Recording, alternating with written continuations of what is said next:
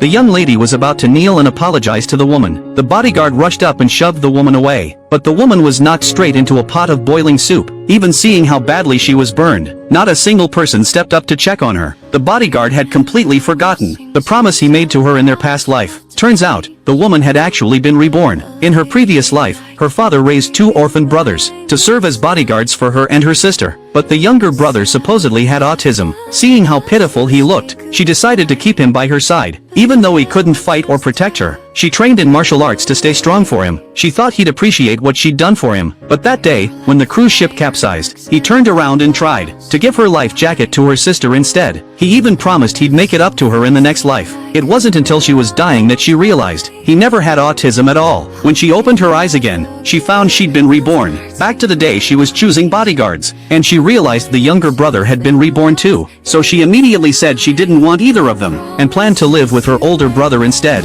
In the end, her sister took both brothers as bodyguards. But unexpectedly, the younger brother still sided with her sister unconditionally. One day, the woman was getting ready to move abroad, but her scheming sister faked her own kidnapping. When her brother heard, he came to confront the woman. She pulled her hand out of his grip and told him to show her some respect. Then she told him he was nothing more than a servant. He shot back that if it weren't for her, his precious scheming girl wouldn't have been kidnapped. Then he demanded she go exchange herself for the schemer. Just then, the younger brother returned. He asked the older brother if the scheming girl was back. The older brother said the kidnappers were offering a swap. Then he tried to drag the woman over to trade her for the schemer. The woman slapped him across the face and said a bodyguard like him dared lay a hand on her. He said he'd do anything for the scheming girl. Then the two started fighting. The younger brother rushed over too. The woman knew she could take one of them, but there was no way she could take both. So she asked the younger brother to help her, but he said this would be the last time. Then he knocked her out. In the car, he asked if she had been reborn too. She asked how he could still be so cruel to her.